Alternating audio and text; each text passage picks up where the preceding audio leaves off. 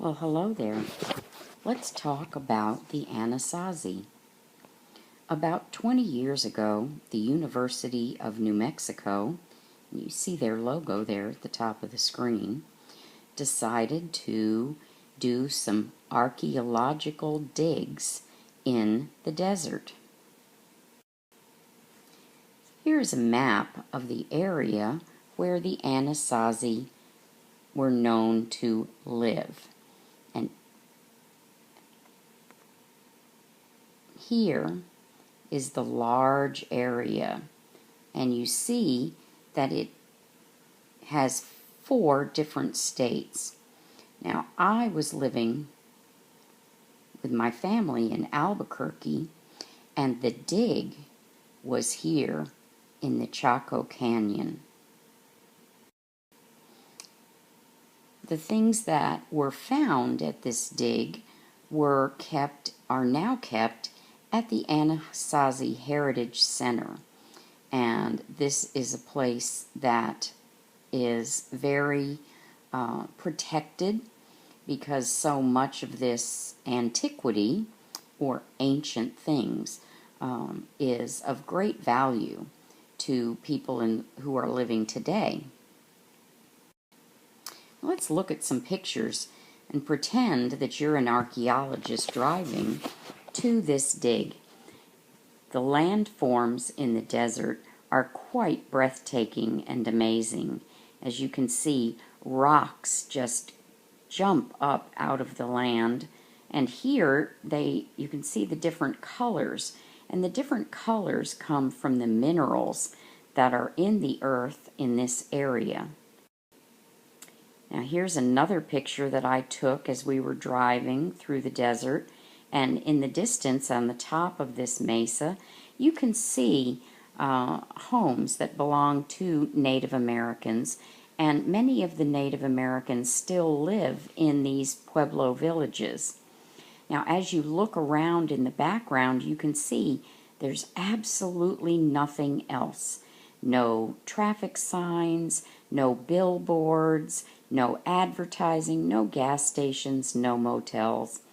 That's because the Native Americans, even today, honor the earth, and they honor the earth by not building on it. They put as few buildings as possible up, just the ones they really, really need.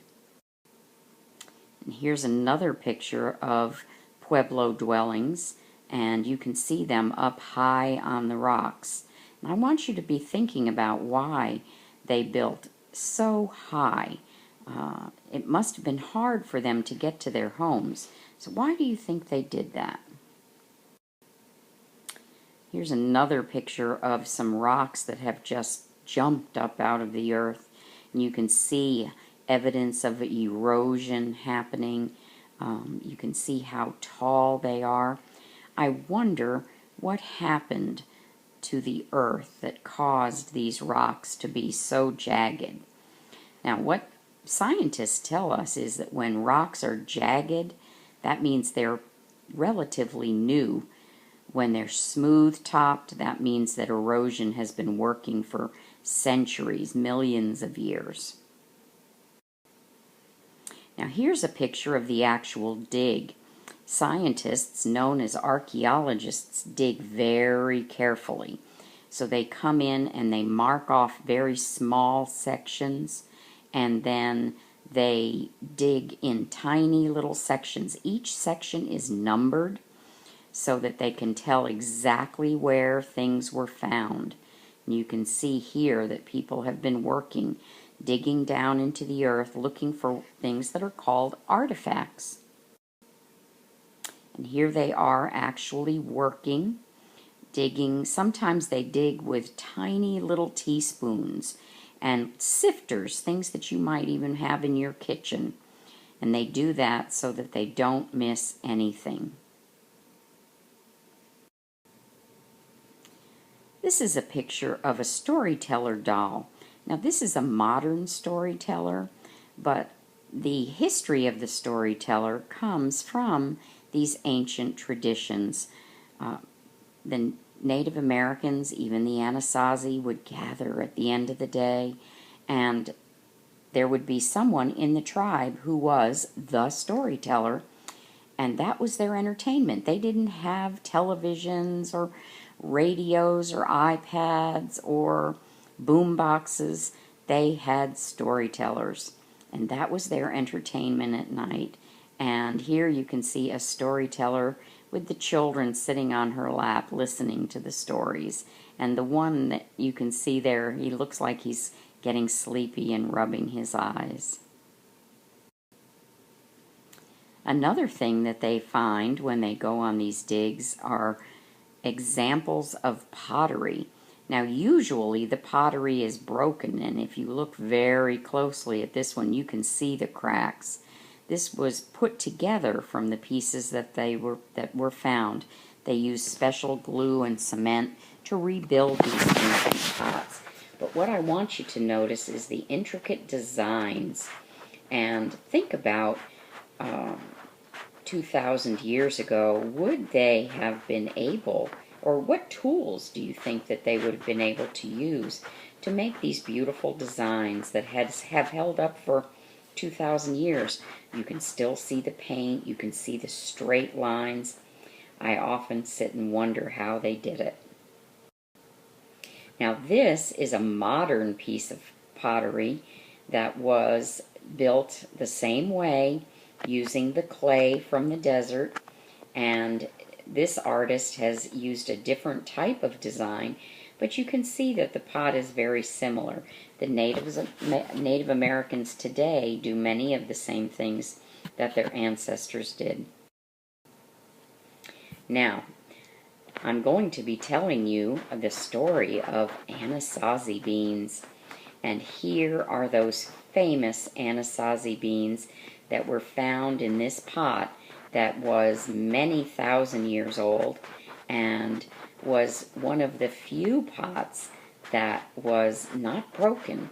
And the treasure that was hidden inside this sealed pot were those beans, and we're going to be learning about those beans.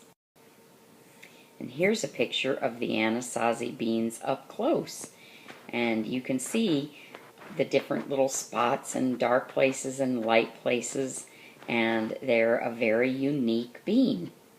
Now, we have some beans that we think about that look similar called pinto beans, and I think they're black and white, but these have this lovely brown color, almost like the desert sand.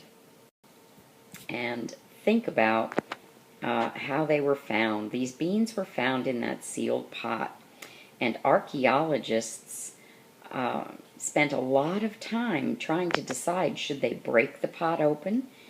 What would they find inside? It was a mystery. But the pot was of great value, and so they had a big argument. Scientists all over the world talked about what should they do. Should they leave the pot sealed up? Well, they finally decided they would take a special kind of an X-ray of the pot to try to see what was inside, because if it was just animal bones, they weren't going to open it. But what they found inside were beans. And then the big conversation started, because no one had ever seen these beans before. So then they had to make a decision. If these are extinct, do we need to open the pot? Some people said, no, 2,000-year-old beans aren't going to grow. But other scientists called botanists said they might.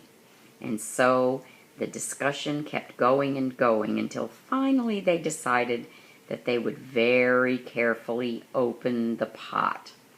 And that's when the handful of beans tumbled out.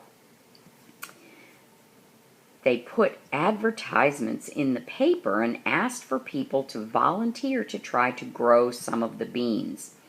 They decided they would keep half of the beans and try to sprout the other half. Well, my sister is a teacher, and she applied to the University of New Mexico to see if her garden would be a good place to grow the beans. Scientists came to her yard and they did all kinds of tests on her soil and her sunlight and the water, everything imaginable, because they really wanted these beans to germinate, and that means to sprout and grow. Well, she was lucky. She was picked to... Now, as I tell you the story, you're going to be thinking about my sister's backyard. And this is a picture of Anasazi plants growing in my sister's backyard. It's a wonderful story. Let's go back and look at to harvest the beans. And this is a picture of the beans that actually started to grow in her backyard. Now, it was so funny because she was not supposed to touch these beans. She couldn't water them. She couldn't feed them. She couldn't put anything in her yard that might block the sunlight. She had to leave these beans alone. I don't even think she was supposed to take a picture, but I hope she was allowed to, because you can see she sure did. Now, the Anasazi beans started growing, and today, if you live in New Mexico, you can actually find Anasazi beans for sale, because the scientists and the farmers have worked very hard to bring this bean back into the world. And so today it is not extinct. It isn't something that you find in every grocery store, but they are coming back, and I'm so excited that my family was part of bringing Anasazi beans back to life. And that is the end of our story of the Anasazi bean.